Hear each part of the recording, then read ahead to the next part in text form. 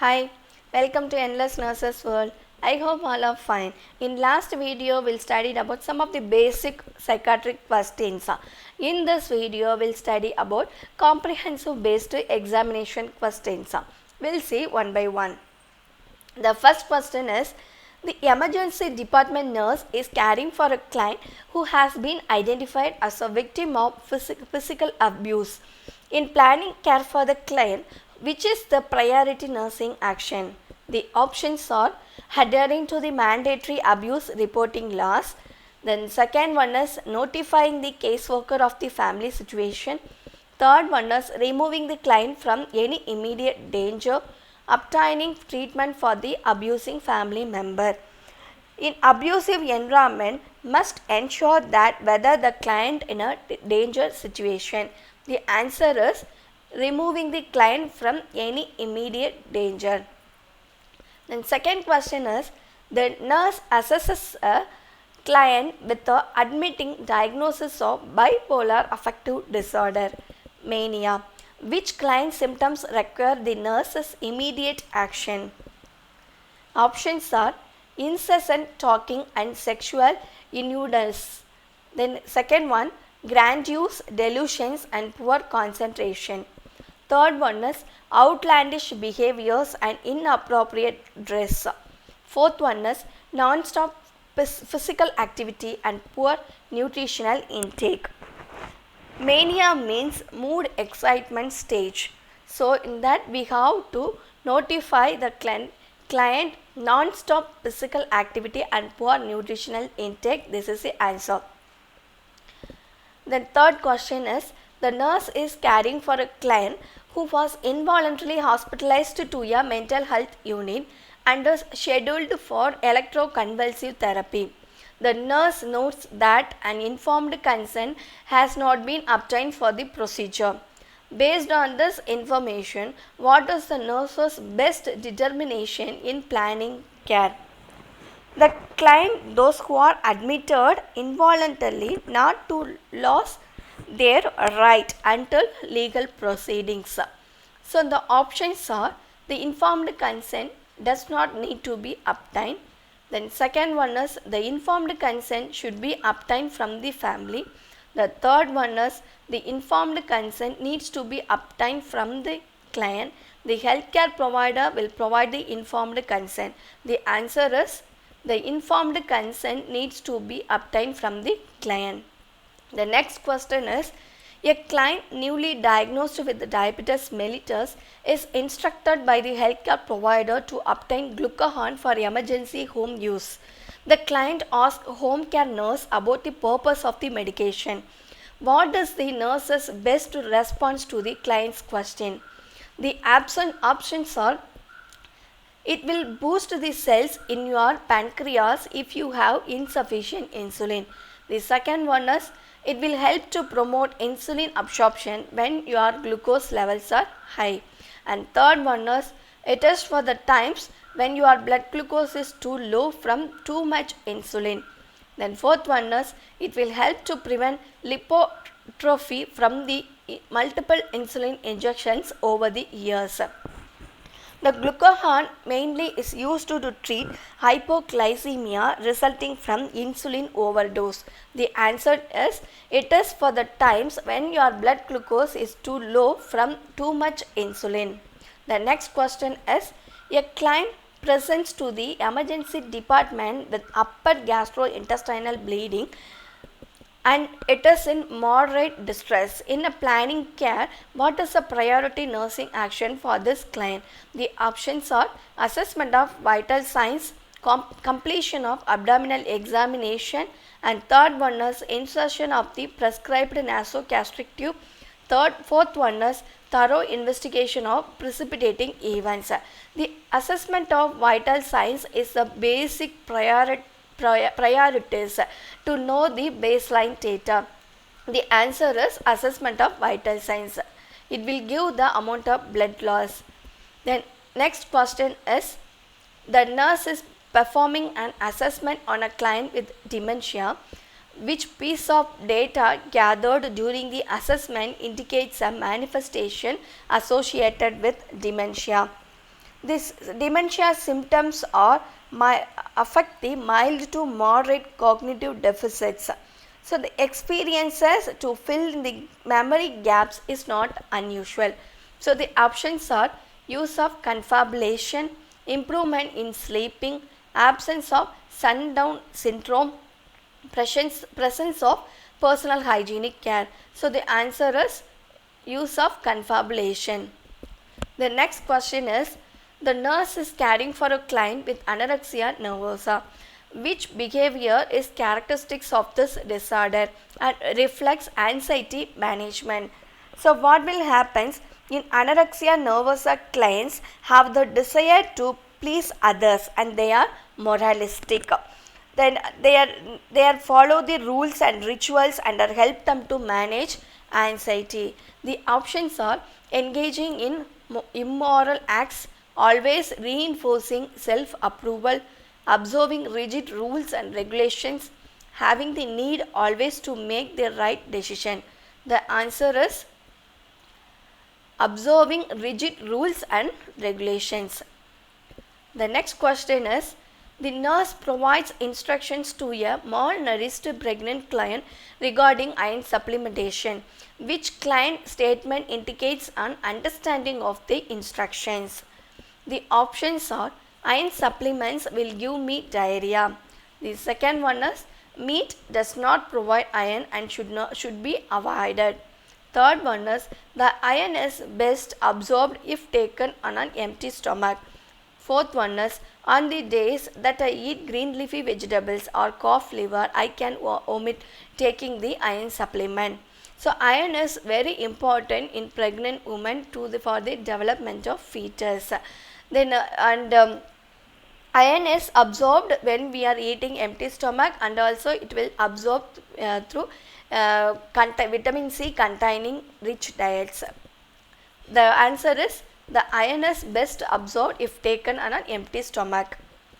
The next question is, levothyroxine is prescribed for a client diagnosed with a hypothyroidism. Upon a review of the client's record, the nurse notes that the client is taking warfarin. Which modification to the plan of care should the nurse review with the client's healthcare provider?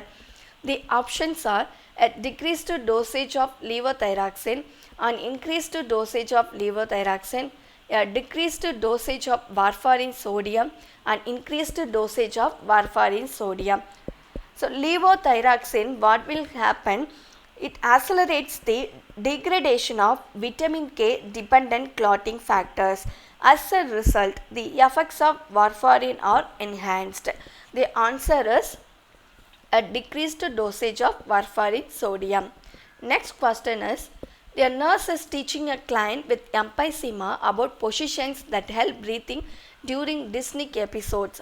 The nurse instructs the client that which positions alleviate dyspnea. Select all that apply. The options are sitting up and leaning on a table. Then second one is standing and leaning against a wall, and third one is lying supine with the feet elevated, and fourth one is sitting up with the elbows resting on knees, and fifth one is lying on the back in a low Fowler's position.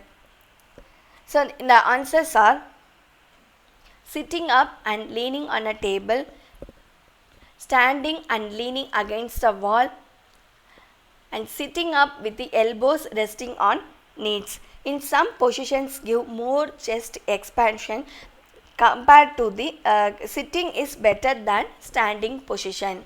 It will help. It will relieve the dyspneic episodes. The next question is, a client is about to undergo a lumbar puncture. The nurse describes to the client that which position will be used during the procedure. The options are side lying with a pillow under the hip, prone with a pillow under the abdomen, prone in slight Trendelenburg position, side lying with the legs pulled up and the head bent down onto the chest. The answer is side lying with the legs pulled up and the head bent down onto the chest. When we are maintaining this position, that helps to open spaces between the vertebra and allows for easier needle insertion. The next question is, The nurse recognizes that which interventions are likely to facilitate effective communication between a dying client and family. Select all that apply. The options are: the nurse encourages the client and family to identify and discuss feelings openly. Then second one is the nurse assists the client and family in carrying out spiritually meaningful practices. Then third one is the nurse removes autonomy from the client to alleviate any unnecessary stress for the client.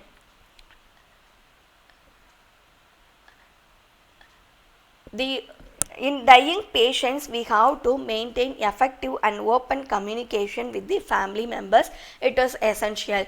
The answers are: the nurse encourages the client and family to identify and discuss feelings openly. Then second answer is: the nurse assists the client and family in carrying out spiritually meaningful practices. And third answer is: the nurse maintains a calm attitude and one of acceptance when the family or client expresses anger. The next question is: the nurse has just admitted to the nursing unit a client with a basilar skull fracture who is at risk for increased intracranial pressure. Pending specific healthcare provider prescriptions, the nurse should safely place the client in which positions? Select all that apply. Options are: head midline, neck in neutral position, head of bed elevated 30 to 45 degrees, head turned to the side when flat in bed, neck and jaw flexed forward when opening the mouth. The answers are: head midline, neck in neutral position, and head of the bed elevated to 35 to 45 degree angles, 45 degrees. This position helps to promote venous drainage and to maintain the intracranial pressure. The next question is: the nurse reviews the arterial blood gas results of an assigned client and notes that the laboratory report indicates a pH of 7.3 and PaCO2 of 58 and PO2 of 80 mmHg and the bicarb is 27 milliequivalent per liter. The nurse interprets that the client has which acid-base disturbances? So the options are: metabolic acidosis, metabolic alkalosis, respiratory acidosis, respiratory alkalosis. The normal pH level is 7.35 to 7.45 and the normal PaCO2 level is 35 to 45 mmHg. And in case of respiratory acidosis, the pH level is low and PaCO2 level is increased. So the answer is respiratory acidosis. Next question is: the nurse has admitted a client to the clinical nursing unit and after undergoing a right mastectomy. The nurse should plan to place the right arm in which position? The options are: elevated on a pillow, level with the right atrium, dependent to the right atrium, elevated above shoulder level. The answers are: elevated on a pillow. This position promotes lymph drainage and also the circulation. The next question is: on the second postpartum day, a client complains of burning on urination, urgency and frequency of urination. A urine analysis indicates the presence of a urinary tract infection. The nurse instructs the client regarding measures to take for the treatment of the infection. Which client statement indicates to the nurse the need for further instruction? The options are: I need to urinate frequently throughout the day.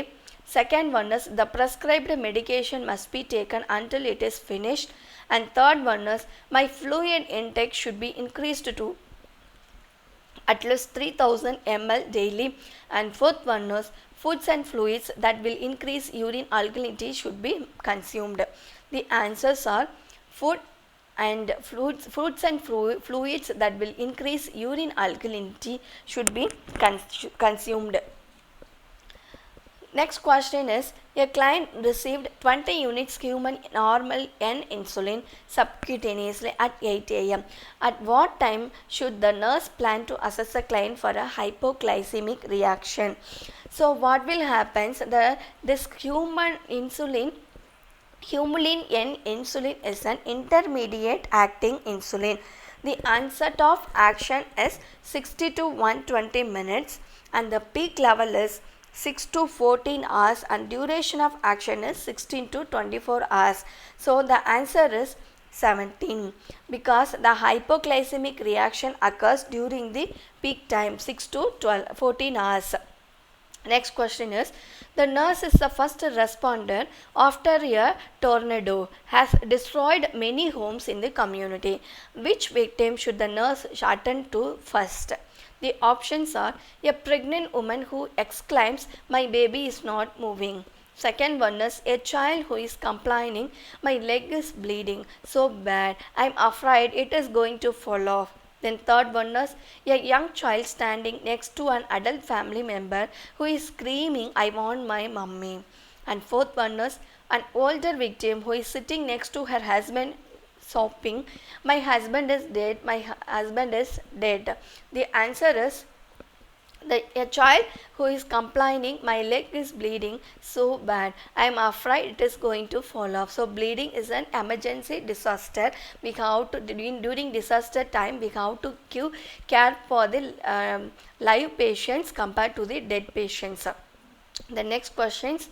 A breastfeeding mother of an infant with lactose intolerance asked the nurse about dietary measures. What foods should the nurse tell the mother are acceptable to consume while breastfeeding? Select all that apply. The options are 1% of milk, second one is egg yolk, third dried beans, fourth one is hard cheeses, and fifth one is green leaf vegetables. The answer is egg yolk, dried beans and green leafy vegetables. When the mother is having lactose intolerance infants, so she must avoid the dietary milk and dietary products. The next question is, a client with the diabetes mellitus is told that amputation of the leg is necessary to sustain life. The client is very upset and tells the nurse, "This is all my healthcare provider's fault. I have done everything I have been asked to do." Which nursing interpretation is best for the situation?